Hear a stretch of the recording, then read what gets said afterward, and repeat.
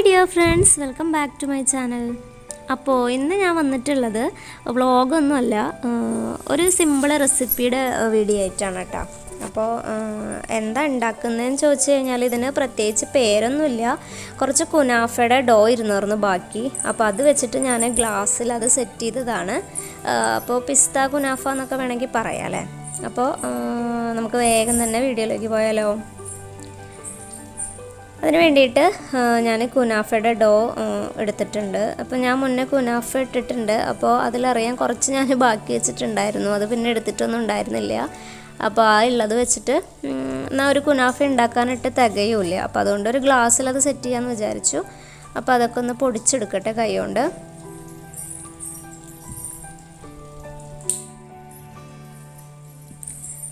ഇനി നമുക്ക് ഇതിലേക്ക് വേണ്ട ഫില്ലിംഗ് ഒന്ന് റെഡിയാക്കാം. അപ്പോൾ ക്രീം ഉണ്ടാക്കാനായിട്ട് ഒരു ചെറിയ ഗ്ലാസ്സിൽ ഒരു ഗ്ലാസ് പാലെടുത്തിട്ടുണ്ട്. അതുപോലെ 2 ടീസ്പൂണ് മൈദ എടുത്തിട്ടുണ്ട്. ഒരു 1/2 ടീസ്പൂണിൻ്റെ അടുത്ത് കോൺഫ്ലോർ ആണ് കേട്ടോ എടുത്തിട്ടുള്ളത്. എന്നിട്ട് ഇതെല്ലാം കൂടിയിട്ട് നന്നായിട്ടൊന്ന് മിക്സാക്കി എടുക്കുക. അതിലെ കട്ടകളൊക്കെ നന്നായിട്ടൊന്ന് ഉടച്ചെടുക്കുക കേട്ടോ. അപ്പോൾ ഇത് ഒത്തിരി അല്ലേ ഉള്ളൂ, അപ്പോൾ അതിനനുസരിച്ച് ഞാൻ എല്ലാം കുറേശ്ശെ എടുത്തിട്ടുള്ളൂ. ഇനി ഇതിലേക്ക് മധുരത്തിന് ആവശ്യത്തിന് പഞ്ചസാരയും കൂടി ഇട്ട് കൊടുക്കുക.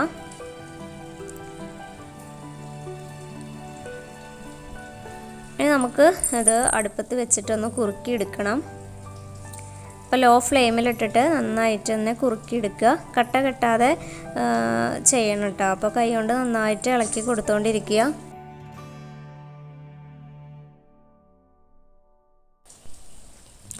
ഇനി ഇതിലേക്ക് ടൈഗറിൻ്റെ പിസ്തയുടെ എസൻസ് ഒന്ന് ഒഴിച്ചു കൊടുക്കണുണ്ട് കേട്ടോ. അപ്പോൾ അതൊരു പിസ്ത കുനാഫ ടേസ്റ്റ് ഉണ്ടാവാൻ വേണ്ടിയിട്ടാണ് അങ്ങനെ ചെയ്യണത്. അപ്പോൾ അതൊരു 2 തുള്ളി ഒഴിച്ചിട്ടുണ്ട്. എന്നിട്ട് നന്നായിട്ട് തന്നെ മിക്സാക്കി കൊടുക്കുക.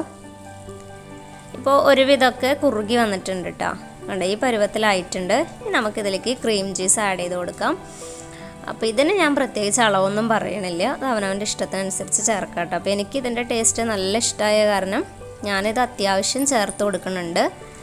അപ്പോൾ പിന്നെ നമുക്കിത് കഴിക്കുമ്പോൾ, കുനാഫയാണെങ്കിലും കഴിക്കുമ്പോൾ ഇതിൻ്റെ ഉള്ളിൽ ആ ക്രീം ചീസിൻ്റെ ടേസ്റ്റ് നന്നായിട്ട് കിട്ടുമ്പോൾ ഒരു പ്രത്യേക ടേസ്റ്റ് തന്നെയാണ് കേട്ടോ. അപ്പോൾ നമ്മുടെ ഇഷ്ടത്തിനനുസരിച്ചിട്ട് ചേർത്ത് കൊടുക്കാം. ഞാനിവിടെ ഏകദേശം ഒരു 2 ടേബിൾ സ്പൂണിൻ്റെ അടുത്ത് തന്നെ ഇട്ടിട്ടുണ്ട്.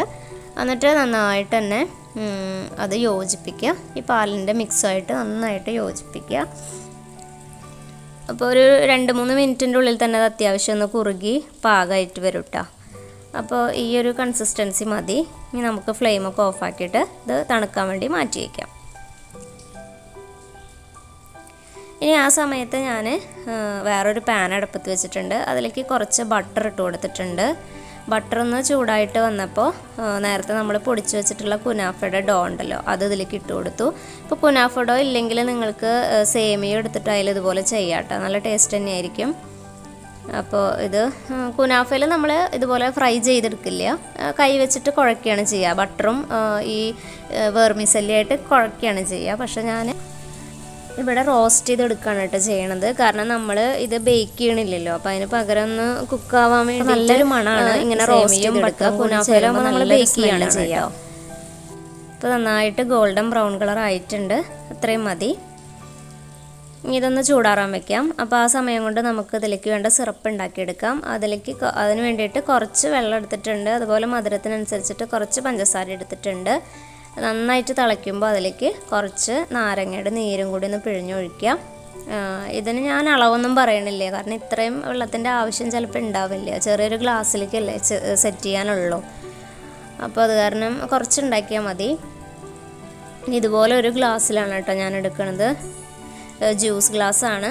അപ്പോൾ അതിൽ നമുക്കിങ്ങനെ ഇത് ഓരോ ലെയറാക്കിയിട്ട് കൊടുക്കാം. അപ്പോൾ ആദ്യം തന്നെ കുനാഫയുടെ ഡോ ഇട്ട് കൊടുത്തിട്ടുണ്ട്.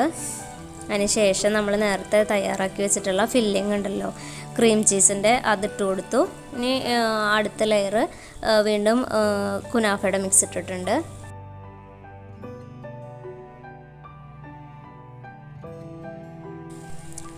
അങ്ങനെ ഇത് ഓരോ ലെയറാക്കി സെറ്റ് ചെയ്യാം കേട്ടോ. ഇനി അടുത്ത ലെയറിൽ ഞാൻ ഇട്ടേക്കണത് പിസ്താഷ്യോ കട്ട് ചെയ്തിട്ടാണ് ഇട്ടിട്ടുള്ളത്.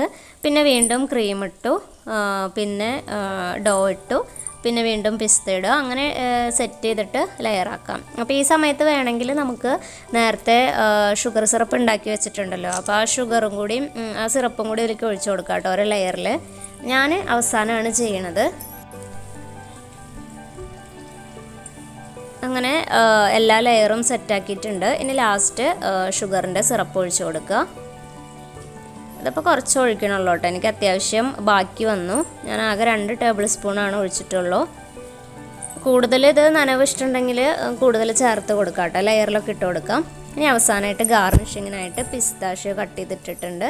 അപ്പോൾ ഇത്രയേ ഉള്ളൂ കേട്ടോ നമ്മുടെ ഈ ഒരു ഡെസേർട്ട് എന്ന് വേണമെങ്കിൽ പറയാം. അത് റെഡി ആയിട്ടുണ്ട്.